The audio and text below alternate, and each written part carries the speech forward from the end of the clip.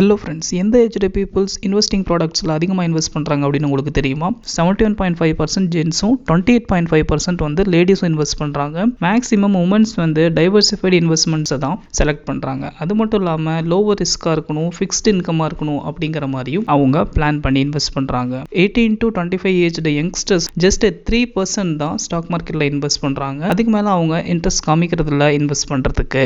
அதுவே 26லேருந்து 35 aged peoples வந்து ஓரளவு அவங்களோட இன்வெஸ்ட்மெண்ட்ஸை ஸ்டாக் மார்க்கெட்டில் வச்சிருக்காங்க. அதாவது 40% ஆஃப் த பீப்புள்ஸ் வந்து இந்த இயரில் தான் இருக்கிறாங்க. இவங்களோட இன்வெஸ்ட்மெண்ட் பர்சன்டேஜ் வந்து 21% இருக்கு. மேக்ஸிமம் இவங்களோட ஐடியா வெல்த் கிரியேஷனாக இருக்கிறதுனால இவங்க லாங் டர்ம் இன்வெஸ்ட்மெண்ட்டை தான் ப்ரிஃபர் பண்ணுறாங்க. 36லேருந்து 45 ஏஜ்டு பீப்புள்ஸ் 74% வந்து இவங்க இன்வெஸ்ட்மெண்ட்டில் கான்சென்ட்ரேட் பண்ணுறாங்க. ஏன்னா இவங்க இன்வெஸ்ட்மெண்ட்டோட வேல்யூ தெரிஞ்சிருக்கிறதுனால இவங்க டைவர்சிஃபைடு போர்ட்ஃபோலியோவை செலக்ட் பண்ணி அது மூலியமாக இன்வெஸ்ட் பண்ணிட்டு இருக்கிறாங்க. இந்த வீடியோவை மறக்காம உங்க ஃப்ரெண்ட்ஸ்க்கு ஷேர் பண்ணிக்கோங்க.